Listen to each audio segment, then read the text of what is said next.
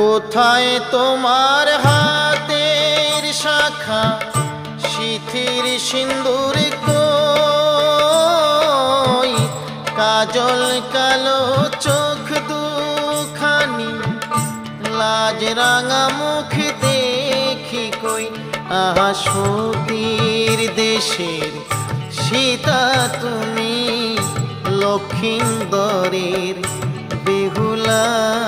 সতীর দেশের সীতা তুমি, লক্ষিন্দরের বেহুলা।